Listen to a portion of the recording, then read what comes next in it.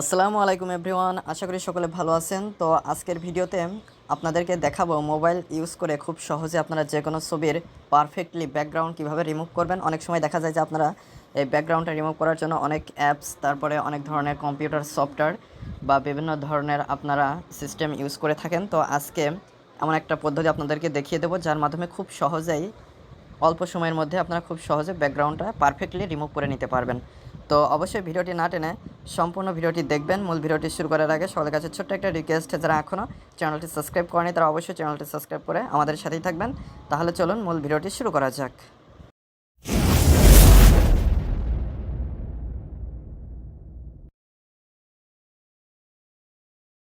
তো প্রথমে আপনারা আপনাদের ফোনের যে কোনো একটা ব্রাউজার সিলেক্ট করবেন। আমি এখানে গুগল ক্রোম ব্রাউজারটিতে চলে আসছি। এরপরে আপনারা সার্চ অর টাইপ ইউআরএল এইখানে ক্লিক করে আপনারা লিখবেন ব্যাকগ্রাউন্ড রিমুভার। তো ব্যাকগ্রাউন্ড রিমুভার এটা লেখার পরে আপনারা এখানে সার্চ করবেন বা ইন্টারপ্রেস করলে আপনারা একটা ওয়েবসাইট পেয়ে যাবেন, সেটা হচ্ছে remove.bg।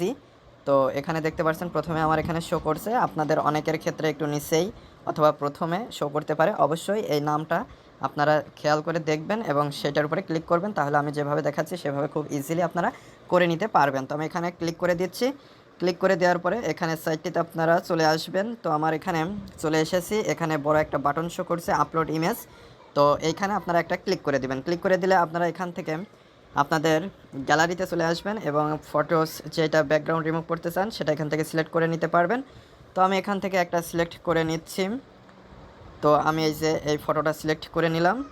তো এটা এখানে আপলোড কিছুক্ষণের মধ্যে হয়ে যাবে। আপনারা অবশ্যই এখানে রিলোড বা তাড়াহুড়ো করবেন না, অবশ্যই আপলোড হওয়া পর্যন্ত ওয়েট করবেন।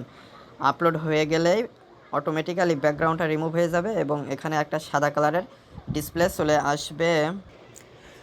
তো এরপর আপনারা এখানে নিচে অনেকগুলো অপশন দেখতে পারবেন। তো এখানে ব্যাকগ্রাউন্ড নামে একটা অপশন দেখতে পারবেন, এইখানে ক্লিক করবেন।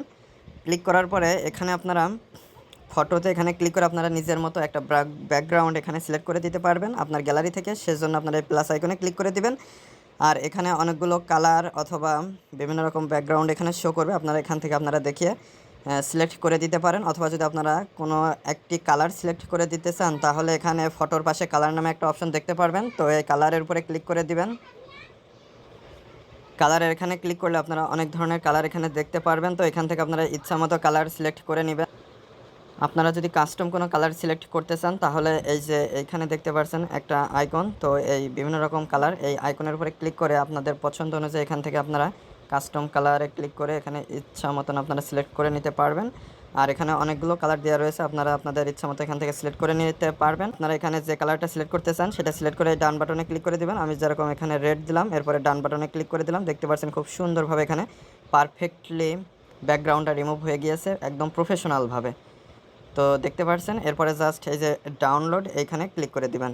ক্লিক করে দিলে ফাইলটা ডাউনলোড হয়ে যাবে এবং আপনারা গ্যালারি থেকে দেখতে পারবেন। আমি এখান থেকে আপনাদের দেখিয়ে দিচ্ছি, দেখতে পাচ্ছেন খুব সুন্দরভাবে কিন্তু হয়ে গেল। তো আশা করি মূল বিষয়টা বুঝতে পেরেছেন। তো আজকের ভিডিওটি এ পর্যন্ত। ভিডিও সংক্রান্ত কোনো মতামত থাকলে অবশ্যই কমেন্ট করে জানাবেন। আর যারা চ্যানেলটিতে নতুন এবং যারা এখন চ্যানেলটি সাবস্ক্রাইব করেনি তারা অবশ্যই চ্যানেলটি সাবস্ক্রাইব করে আমাদের সাথেই থাকবেন। তো পরবর্তী ভিডিওতে কথা হবে। আজকে এ পর্যন্তই। ধন্যবাদ সবাইকে।